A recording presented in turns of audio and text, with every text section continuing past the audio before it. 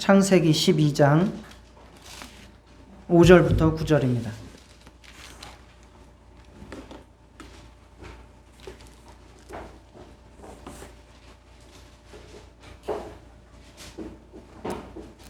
창세기 12장 5절부터 9절 교독하겠습니다.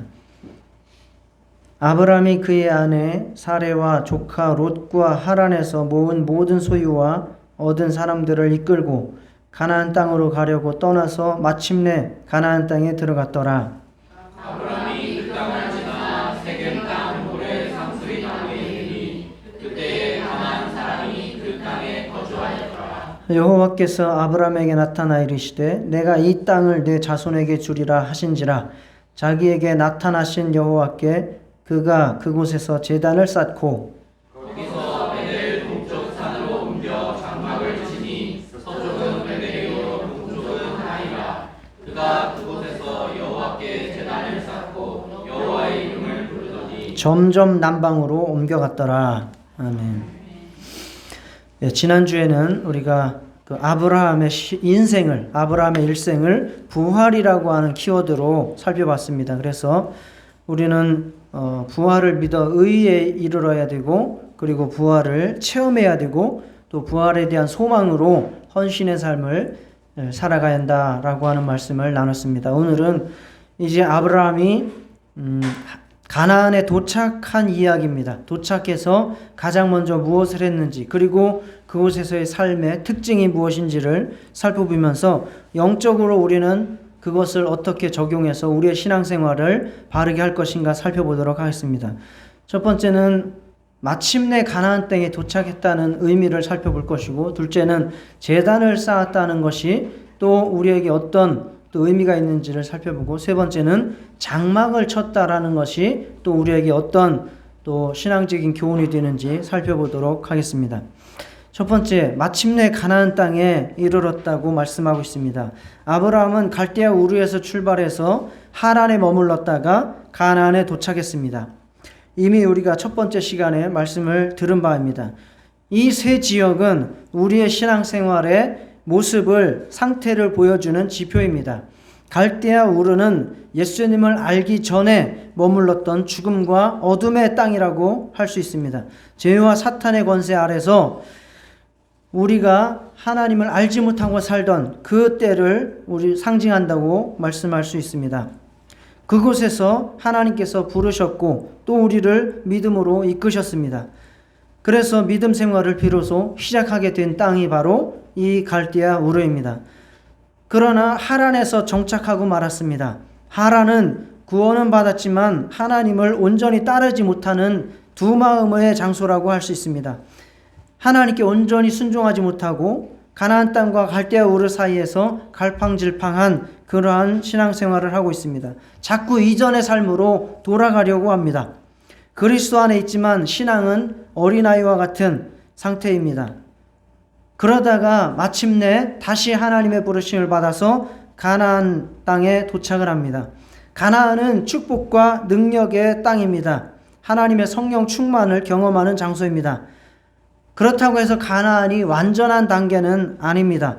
우리가 온전히 하나님을 알고 하나님을 향한 결단을 하고 헌신을 출발하는 장소입니다.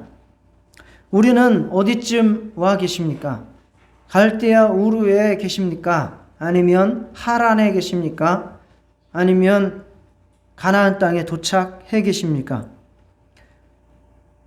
아직도 내가 왜 예수를 믿는지 나는 세상이 좋아하고 계십니까? 아니면 교회는 나오지만 아직 마음은 세상에 머물러 있습니까? 아니면 마음도 온전히 하나님을 향해서 헌신하기로 다짐하고 계십니까?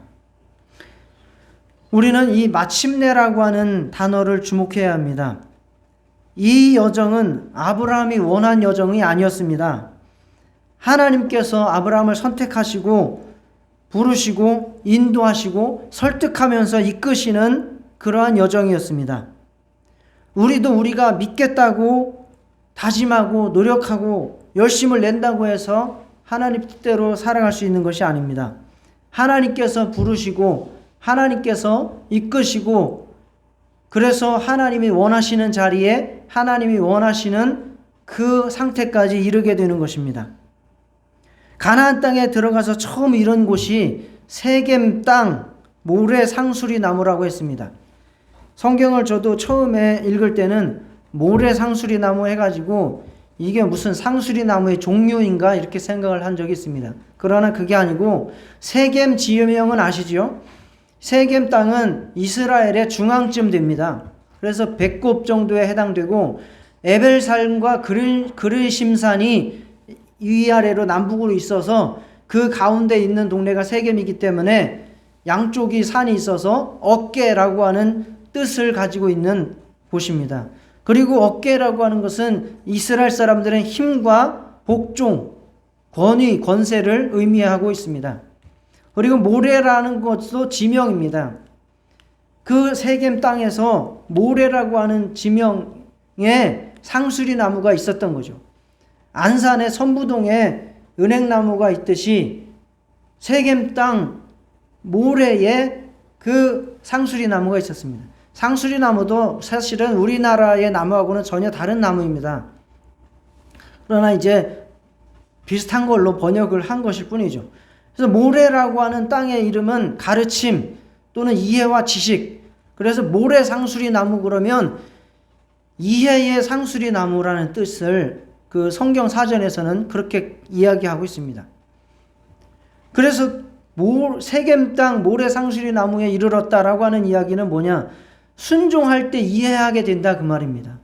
우리가 하나님을 섬기고 하나님의 뜻을 따라갈 때에 우리가 하나님을 알고 따라가거나 하나님의 뜻을 알고 따라가는 것은 거의 없습니다. 그러면 자, 우리가 알고 믿습니까? 믿고 알게 됩니까? 믿고 알게 되는 겁니다. 세상 사람들은 이것을 이해하지 못하고 싫어합니다. 우리에게 보여달라, 알려달라, 그러면 믿겠다라고 나옵니다. 그러나 신앙생활은 그렇지 않습니다. 믿으면 보이게 되고 믿으면 알게 되는 것이 신앙생활입니다. 여러분에게 믿음의 은혜가 있으시기를 축원합니다. 순종의 은혜가 있으시기를 바랍니다. 그래서 믿고 순종할 때 하나님이 보이고 믿고 순종할 때 하나님의 뜻을 깨닫게 되는 겁니다.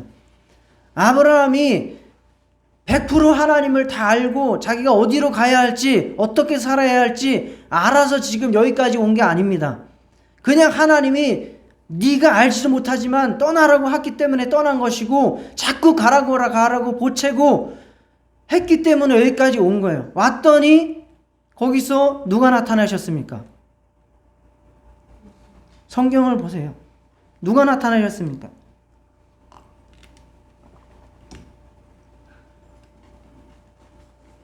아브라함이 그 땅을 지나 세겜 땅 모래 상수리 나무에 이르니 그때에 가나안 사람이 그 땅에 거주하였더라. 7절 여호와께서 아브라함에게 나타나 도착했더니 누가 나타나셨어요? 하나님이 나타나신 거예요. 하나님이 나타나신 겁니다.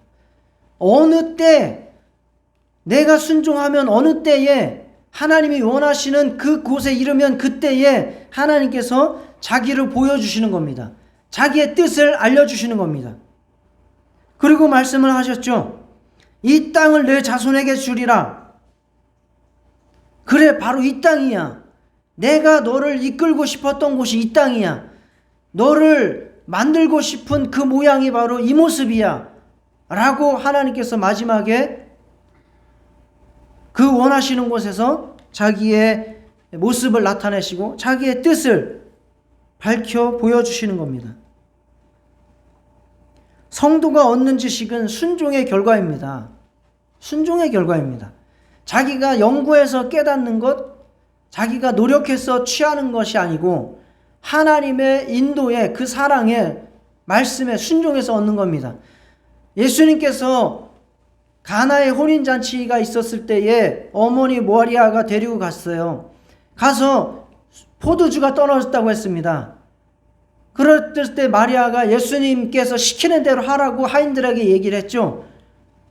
그를 예수님께서 이제 돌 항아리, 빈 항아리 6이 있는데 거기다가 무엇을 갖다 부어라. 물을 갖다 부어라. 그리고 가서 어떻게 하라. 갖다가 손님들한테 주어라.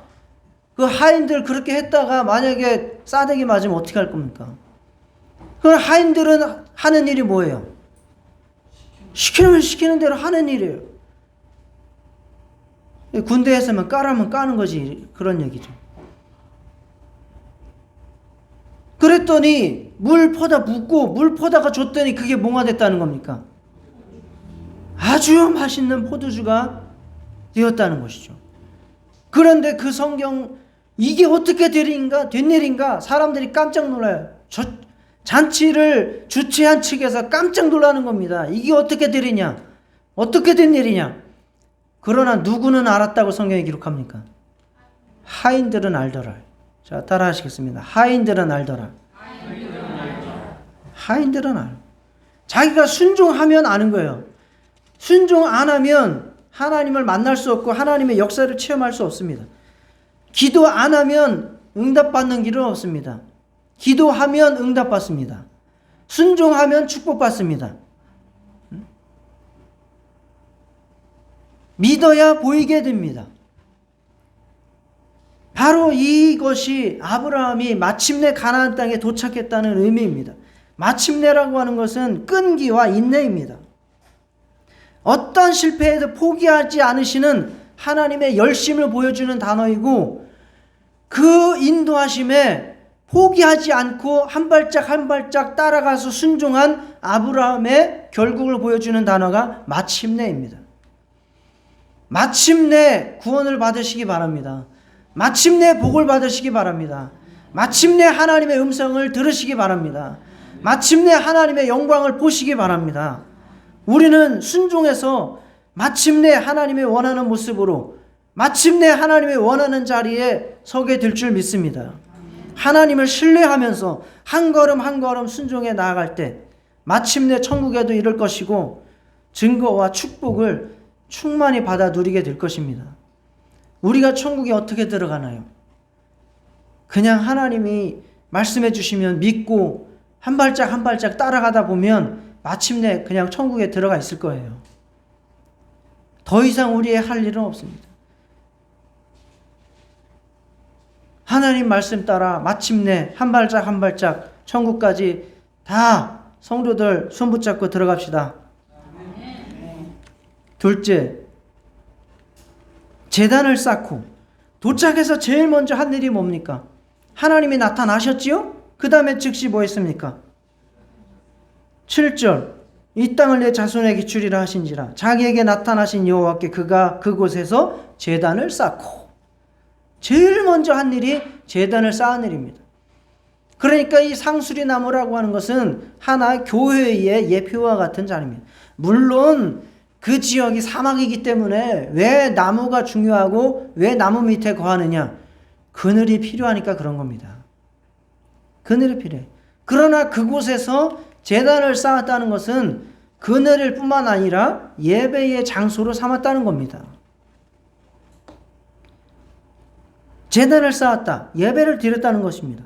가나안에 도착해서 제일 먼저 한 일입니다. 여러분의 가정에서 제일 먼저 하는 일, 예배하는 일이 되셔야 합니다. 김영환 집사님도 이사해서 제일 먼저 한 일을 예배드리라고 했습니다. 명절에도 제일 먼저 할 일, 예배드리는 일을 하시기 바랍니다. 내가 어디에 좋은 일이 생겼으면 하나님께 감사부터 하시기 바랍니다. 이것이 신앙의 기본이고 이 아브라함의 믿음의 조상의 모습이었습니다. 아브라함은 하란 전에 갈대 우르에 있을 때 우상 숭배자였어요. 그 조상이 우상 숭배자였고 심지어는 우상을 만들어서 팔던 조상의 후손이었습니다. 그러한 아브라함이, 그리고 이 땅은 가나안 땅에 지금 무엇이 거주했다고 말씀했죠 아까? 가나안 사람이 그 땅에 거주했다는 거예요. 가나안 사람은 죄악이 그득그득한 사람들을 말하는 거예요. 전혀 하나님이 없는 사람들을 말하는 겁니다. 가나안 사람. 이 원주민들, 가나안 원주민들이 너무나 죄가 너무나 극성했기 때문에 이곳을 이스라엘 하나님의 나라로 만들려고 이끌어 드린 거거든요. 그러니까 엄청난 죄악의 사람들입니다. 그러한 땅에서 우상 숭배자였던 아브라함이 우상을 섬기는 가나안 땅에 들어와서 그 한가운데서 최초로 어쩌면 지구상에서 최초로 인간 중에서 단 한 명의 예배자일지 모릅니다. 누가? 아브라함이. 이 아브라함의 중요성이 바로 여기 있는 거죠. 예배를 드리는 자, 하나님의 가치를 알고 하나님 앞에 무릎 꿇는 자, 자신의 삶의 주인이 하나님이시고 바로 그분이 이 모든 우주 만물의 창조자이시고 자신을 인도하시고 있는 분이 하나님이라는 것을 고백하고 이제 나는 하나님의 뜻대로 살겠다고 결단하면서 예배를 드린 겁니다. 찬양과 경배를 드리고 제물을 드린 겁니다. 예배를 영어로 worship이라 그래요. worship. 월스와 십이라고 하는 단어의 합성어인데 어떤 사물이나 어떠한 신분 그 관계에 가치를 둔다라고 하는 말이에요. 그래서 내가 예배를 한다는 것은 그 사물, 그 관계, 그 대상을 굉장히 가치 있게 여긴다라고 하는 의미를 두는 겁니다.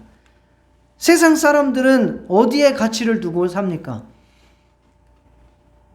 아까 김시영 선생님이 우상을 섬긴다고 했죠.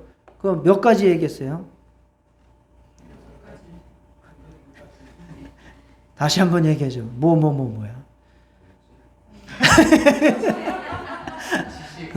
지식, 권력, 문화, 성, 명예, 돈. 이게 다 세상 사람들이 각각 가치를 두고 사는 것들이에요. 거기에 가치를 두고 거기에 중요성을 두고 살아가요. 그러면 당연히 그것을 뭐 하게 되는 겁니까? 예배하는 거예요. 돈을 예배하고 성을 예배하고 쾌락을 예배하고 명예를 예배하고 권력을 예배하고 사람을 예배하고 나한테 국회의원 공천권 준다 그러면 거기 갔다가 공천 헌금도 바쳐야 되고 무릎 꿇고 조아려야 되고 시키는 일은 다 하는 겁니다. 권력이 돈이 자기의 우상이 돼버렸고 그걸 예배하는 자가 됐기 때문에 그렇게 살아가는 겁니다. 그러나 하나님을 예배하는 사람은 어디에 가치를 두고 있는 겁니까? 하나님께서 나의 최고의 가치다 라고 하는 것을 고백합니다. 지금 이 시간 예배하는 여러분들은 하나님을 여러분의 최고의 가치로 여기고 나오신 줄 믿습니다. 하나님의 가치를 알고 하나님을 찬양하고 경배하는 그러한 신앙생활 하시기 바랍니다. 하나님을 예배하는 것이 바로 하나님을 인정하고 감사하는 것이고 하나님께 순종하고 헌신하는 것입니다. 아브라함은 바로 그 하나님께 가치를 두고 거기서 제단을 쌓은 겁니다. 예배는 하나님의 이름을 부르고 높이는 것입니다. 8절에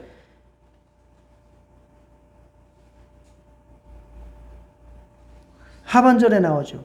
이거는 또 다른 제단을 쌓은 거예요.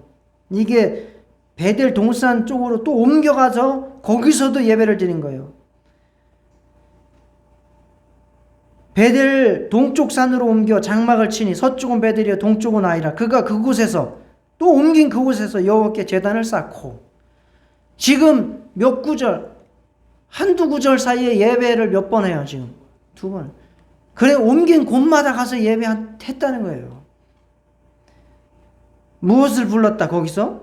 여호와의 이름을 불렀다. 하나님의 이름을 부르는 것이 하나님의 이름을 높이는 것이 예배입니다.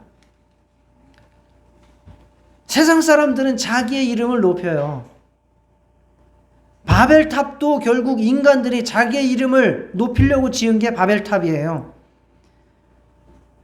그 탑 꼭대기를 하늘에 닿게 하여 우리의 이름을 내고 라고 말했죠. 자기들의 이름을 내는 것이 바로 세상이고 하나님을 대적하는 삶입니다. 그러나 하나님께서는 정말 하나님의 이름을 높이는 자를 찾으십니다. 하나님은 영이시니 예배하는 자가 영과 진리로 예배할지니라. 예수님의 은혜를 알고 그 진리를 믿고 성령으로 예배하는 자들, 하나님의 이름을 높이는 자들을 찾으신다라고 말씀하고 있습니다. 하나님의 이름은 바로 예수입니다. 예수님은 하나님의 이름으로 오신 만왕의 왕이요 창조주이십니다.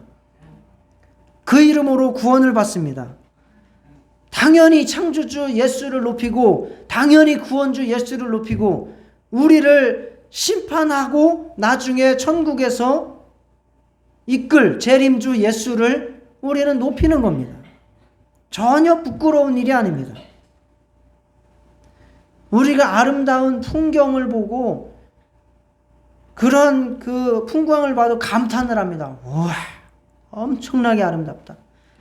어제도 별로 기대를 안 하고 갔어요. 고려산을 갔는데 기대를 별로 안 했어요. 왜? 꽃이 이미 다 졌을 것이다. 그리고 뭐 산이 뭐 그렇게 높은 산도 아니고 굳이 한 400m도 안 그 정도 되는 그냥 운동한다 생각하고 같이 가자.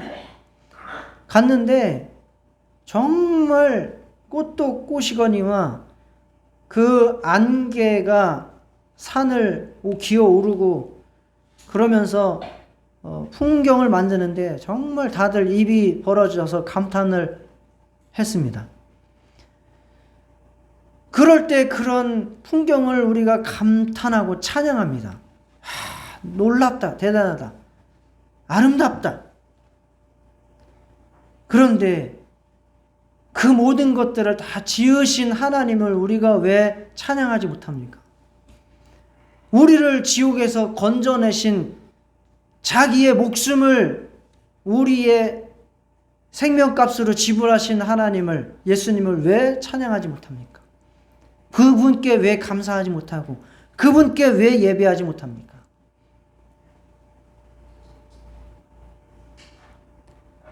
우리를 인도하시고 우리의 삶을 책임지시는 그분께 왜 감사하지 못하겠습니까? 예수의 이름으로 기도해서 응답받고 예수의 이름으로 하나님의 약속들을 우리가 다 소유하게 됩니다. 예수의 이름으로 귀신도 쫓아내고 예수의 이름으로 정말 병도 낫고 예수의 이름으로 하나님의 복을 받을 수도 있습니다. 예수의 이름을 부르시고 예수의 이름을 찬양하시기를 축원합니다. 또 예배는 하나님을 위해서 드리는 겁니다. 여호와께 그가 제단을 쌓고 라고 했습니다. 여호와께 제단을 쌓고, 제단은 항상 누구께 쌓는 거예요? 여호와께 쌓는 거예요. 예배는 하나님을 위해서 드리는 거예요. 예배는 나 좋자고 드리는 것이 아닙니다. 예배 드리면서 막 자기 기분이 좋아졌다고 하는 사람들 있는데 그게 목적이 아니에요. 교회에 나와가지고 자기의 인맥이 넓어지고 아는 사람이 많아지고 이런 것들은 하나의 부수적 결과이지 예배의 목적이 될 수 없습니다. 바로 우리는 예배를 통해서 하나님의 은혜를 감사하고 하나님의 이름을 높이고 정말 하나님 앞에 온전한 결단과 헌신의 삶을 다짐하는 겁니다. 그래서 회개하고 그래서 나의 삶을 고치고 이제 나의 모든 것들을 하나님께 드리고 살겠습니다. 그것을 고백하는 것이죠. 찬양을 드리고 기도를 드리고 헌금을 드리고 마음을 드리고 몸을 드리고 온전히 하나님께 드리는 것, 그리고 그것이 예배입니다. 말씀을 받죠. 말씀을 받는 것도 결국은 내 마음을 드리는 거예요. 말씀을 들을 때 그 말씀을 내가 받고 그 말씀대로 살기로 드리는 거예요. 내 마음과 몸을 드리는 거예요. 결국 아브라함은 마지막에 예배를 드릴 때 자기 아들을 제물로 드리기까지 드렸어요. 우리도 예배할 때에 온전히 드릴 수 있는 그런 예배 하시기를 축원합니다. 바울은 신약 성경에서 우리가 드릴 예배에 대해서 이렇게 말씀했습니다. 형제들아 내가 하나님의 모든 자비하심으로 너희를 권하노니 너희 몸을 하나님이 기뻐하시는 거룩한 산 제물로 드리라. 너희가 드릴 영적 예배니라. 하나님께 제물로 무엇을 드리라고요? 여러분의 무엇을? 몸을 드리라고. 너희 몸을, 내 입술을, 내 발을, 내 손을, 내 삶을, 내 생명을 다 하나님을 위해서 살라 그 말입니다. 여러분의 생명까지도 하나님의 것임을 인정하고 하나님 앞에 드릴 수 있는 믿음까지 이르시기를 축원합니다. 비로소 그때의 진정한 자유자가 되고 그때에 비로소 온전한 예배자가 됩니다.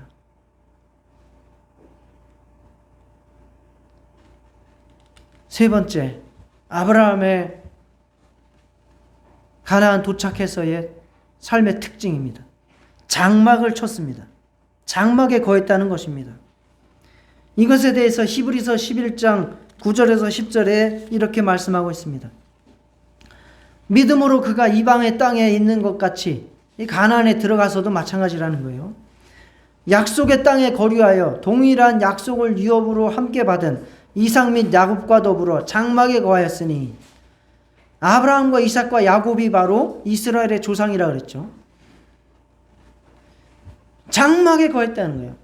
이는 그가 하나님의 계획하시고 지으실 터가 있는 성을 바랐습니다. 하나님의 영원한 성을 바라보고 가나안 땅에서는 장막에 거했다라고 말씀하고 있습니다.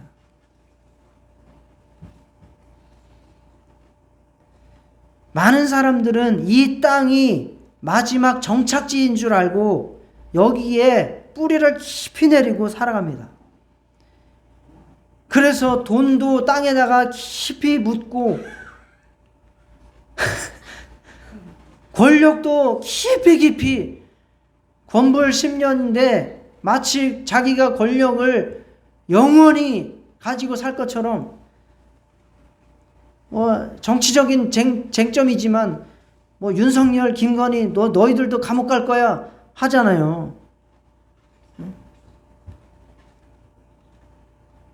그 말을 제가 이렇게 비판을 좋다고 하는 얘기가 아니라 상식적으로 내려와서 잘못한 거 있으면 또 감옥 가는데 그러니 10년이 아니라 불과 2, 3년밖에 못 가는 거예요.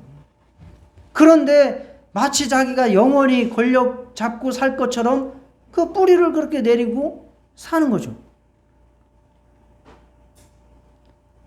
마치 자기가 알고 있는 사람들의 관계가 영원히 이어질 것처럼 그렇게 관계하고 살아요. 사람과의 관계도 정리해야 됩니다. 영원히 가지 않습니다. 정리를 하라는 게 혈육의 메인 관계를 정리하라 그 말이에요.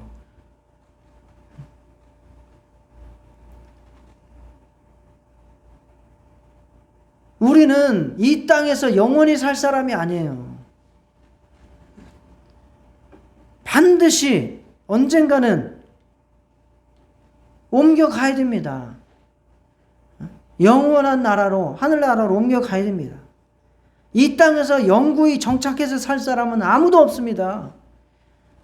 여러분 집이 아무리 좋아도 거기서 계속해서 살지 못합니다. 언젠가는 거기서 가만히 계시면 누군가가 올 거예요. 119가 오든지 의사가 오든지 경찰이 오든지 와가지고 관에 잘 넣어서 그 윗목에 넣었다가 저 병원에 저기 영안실로 들어갈 거예요. 내가 원하든 원치 않든 그렇게 될 거예요. 그걸 거부할 사람이 누가 있습니까? 시편 90편 10절에 우리의 연수가 70이요 강건하면 80이라도 그 연수의 자랑은 수고와 슬픔뿐이요 신속히 가니 우리가 날아가나이다. 인생 날아갑니다. 솔직히 날아가요. 저도 믿기지 않아요. 제가 제 나이가 믿기지 않습니다. 여러분은 여러분의 나이가 믿기십니까? 안 믿겨요. 날아갔어요. 세월이 살같이 빠르게 지나. 찬양 있죠? 세월이 살같이 빠르게 지나. 그 살이 화살을 말하는 거 아닙니까? 화살. 화살이 날아갈 때 얼마나 빨리 날아갑니까? 세월이 그렇게 빨리 날아가는 거예요. 순식간에 70되고 80되고 90되고 100되고 그래서 누워있으면 누군가가 찾아온다니까요. 관에다가 잘 넣어드릴 거예요. 그때 되면 내가 살고 싶어도 내 집에서 못 살아요.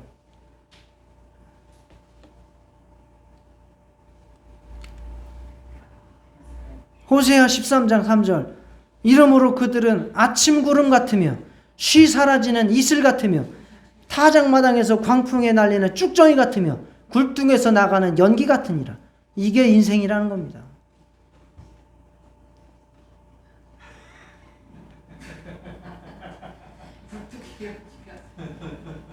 어제 잘 체험했잖아요. 갑자기 안개가 확 몰아치면 아무것도 안 보여요. 그런데 그러다가도 한 30분 지나서 바람 불면 다 또 해 뻗쩍 나요. 인생이 그와 같이 순식간에 왔다가 사라져 없어져 버리는 거예요. 그런데 여기서 영구히 살 것처럼 여기에 터잡고 살아가면 그게 인생 실패고 실수하는 거예요. 그래서 장막을 치고 살아야 된다는 겁니다. 장막을 친다는 의미가 뭡니까? 그렇죠. 장막을 산다. 장막을 치고 산다는 것은 참된 축복을 영원한 하나님의 구원과 상급에 두고 산다 그 말이에요. 하나님 나라를 소망하고 살아간다 그 말입니다. 이 땅에 영원한 목표를 들고 살아가는 사람은 실패할 수밖에 없다. 그래서 우리는 내 소유물에, 내 건강에, 내가 알고 있는 사람들에게 집착하지 말고 거기에서 완벽한 만족과 거기에서 언적한 기쁨을 추구하지 말고 온전히 지금 내가 누리고 있는 것이나 살고 있는 집이나 관계하고 있는 사람들은 다 하나님께서 나에게 잠시 맡겨주신 것이다. 자, 따라하시겠습니다. 내게 주신 돈이나 집이나 사람이나 권력이나 명예나 건강이나 다 잠시 맡겨주신 것이다. 그렇게 하고 살아가는 거예요. 잠시 맡겨준 거예요. 그냥 잠시 맡겨준 거. 그런 삶을 바로 청지기적 삶이라고 합니다. 청지기는 주인이 아니에요. 주인의 것을 잠깐 맡아서 관리하는 사람이라 그 말이에요. 그렇게 사셔야 됩니다. 그게 바로 아브라함이 살아간 삶이에요. 그래서 내 것처럼, 내 소유물인 것처럼 살아가는 그러한 삶을 초월해야 합니다. 순례자는 천국과 영원을 목표로 살아가는 겁니다. 오히려 그러기 때문에 현재를 의미 있게 살 수 있어요. 내가 이 땅에서 무언가 하나에 꽂혀가지고 그거를 목숨 걸고 지키고 살려고 하면 그것 때문에 내 인생을 의미 있게 살 수 없어요. 예를 들어서 나는 자동차를 반드시 람보르기니를 타고 살 거야. 람보르기니가 얼마인데요?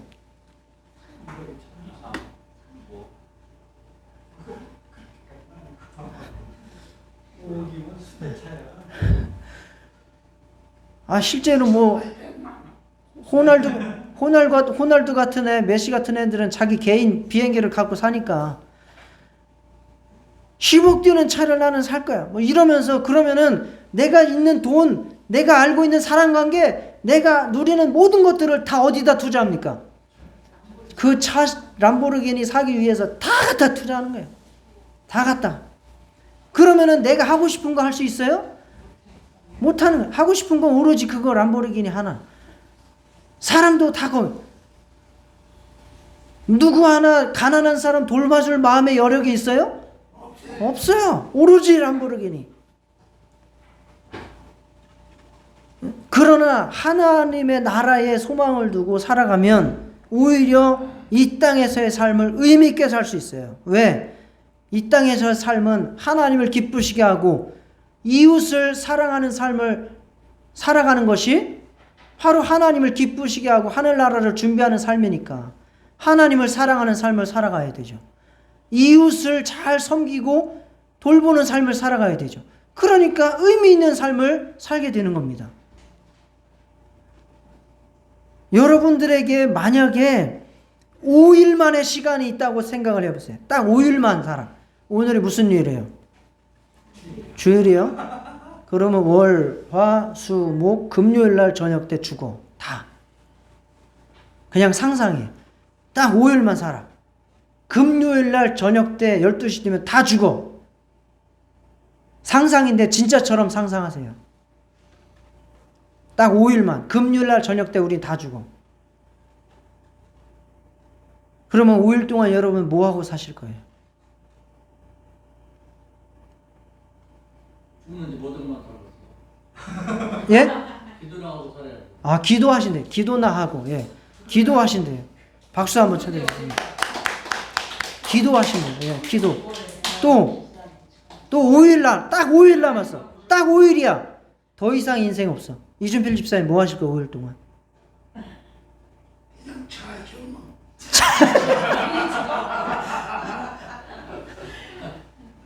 5일 동안 뭐 잠만 자, 왜? 집사님은 기도하신다는데 5일 동안 뭐 할 거예요? 기도하고 자고 그래야지. 자지 않으면 못 살아. 못 살아 죽는데 죽는데 못 살아. 5일 동안 뭐 할 것입니까? 잘 생각해 보세요, 한번. 잘 생각해 보세요. 5일 동안 뭐 할 것인가? 우리는 천국으로 가야니까요. 죄에 대해서 회개를 하고 기도하고. 김영환 집사님이 지금 제일 믿음이 있으신 말씀을 하시는 거예요. 회개해야죠. 회개해야죠. 사람과의 맺힌 관계 있으면 풀어야죠. 내 재산 있는 거 다 아름답게 정리해야죠.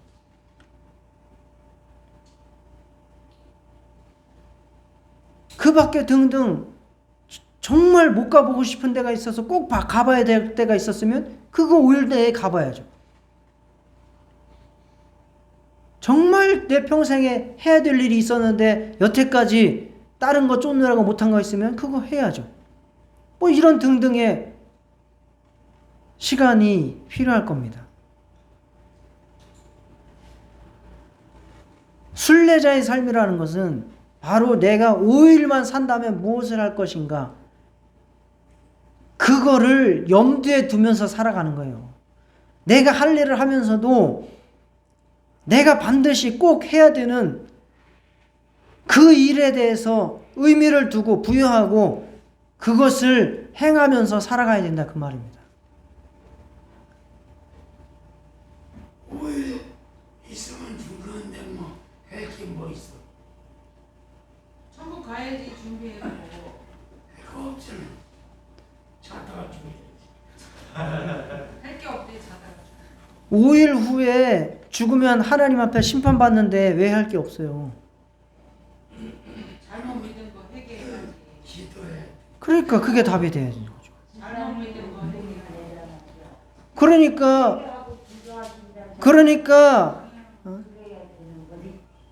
그러니까 우리가 순례자의 삶을 산다는 것은 항상 죽음을 염두에 두고 살아간다, 그 말이에요. 그렇기 때문에 회개할 것 있으면 오늘 회개하시기 바랍니다. 누구를 도와줄 일 있으면 오늘 도와주시기 바랍니다. 누구를 용서할 일 있으면 오늘 용서하시기 바랍니다. 내가 꼭 하고 싶은 일이 있으면 그것이 뭐 죄 짓는 일이 아니고 가치 있는 일이라면 그거 뒤로 너무너무 미루지 마세요. 오늘 하시기 바랍니다. 그게 순례자의 삶을 사는 거고 장막을 치고 살아가는 삶인 거예요. 장폴 사르트르라고 하는 사람이 철학자죠. 철학자인데 인생은 B와 D 사이의 C다라는 명언을 남겼습니다. 많이 회자되는 말이죠. 자, 알파벳 ABCD 아시죠? ABCD에서 B와 C 사이에 D가 있다는 거. B와 D 사이에 C라는 거예요. 인생이. B는 벌스, 탄생을 말하는 거고 D는 데스, 죽음을 말하는 거예요. 그러면 사이에 C라는 거는 뭐예요? 초이스, 바로 선택. 인생은 태어나서 죽을 때까지의 그 삶의 선택이라는 거예요. 선택. 여러분이 어떤 선택을 하느냐에 따라서 여러분의 인생이 달라진다 그 말이에요. 그 말을 하고 싶었던 거죠. 우리가 마지막 절에 보면 세겜 땅에서 어디로 옮겼는데 베델 동쪽 산으로 옮겼는데 거기에서 보면 서쪽은 베델이요 동쪽은 아이라라고 말했습니다. 그런데 의미가 심장한 게 바로 베델은 하나님의 집이라는 뜻이 있고요. 아이는 멸망의 무더기라고 하는 뜻이 있습니다. 이게 무슨 의미를 성경 기자가 우리에게 주고자 하느냐? 양쪽에 하나님의 복과 저주가 있다. 한쪽은 하나님의 집이고 한쪽은 지옥이다. 이 말을 하는 거예요. 우리는 어디를 선택하느냐? 그거에 따라서 네가 가나안에서의 인생이 달라진다를 말하는 거예요. 다음 주부터 당장 보세요. 아브라함의 선택에 따라서 인생이 바뀝니다. 여러분, 오늘 세 가지 살펴봤습니다. 정말 하나님의 열심에 그 사랑의 인도에 순종할 것인지 불순종할 것인지 우리는 선택해야 됩니다. 순종을 선택하시기를 축원합니다. 우리가 하나님을 예배할 것인지 세상을 예배할 것인지 선택해야 됩니다. 하나님 예배하시기를 선택하시기 바랍니다. 세 번째, 우리가 세상에 정착해서 살 것인지 아니면 하늘에 소망을 두고 살 것인지 선택해야 된다고 말씀드렸습니다. 세상에 정착을 선택하지 말고 하늘나라에 뿌리를 두고 하늘나라의 소망을 가지고 살아가시기를 선택하시기 바랍니다. 여러분의 선택, 그 선택에 하나님께서 복 주실 것입니다. 그것에 하나님이 책임지실 것입니다. 이 시간 다 같이 기도하시겠습니다. 하나님, 순종을 선택하게 하옵소서. 하나님 예배를 선택하게 하옵소서. 이 땅에 정착하지 않고 하늘나라에 소망을 두고 살게 하옵소서. 다 같이 기도하시겠습니다. 하나님 아버지, 참으로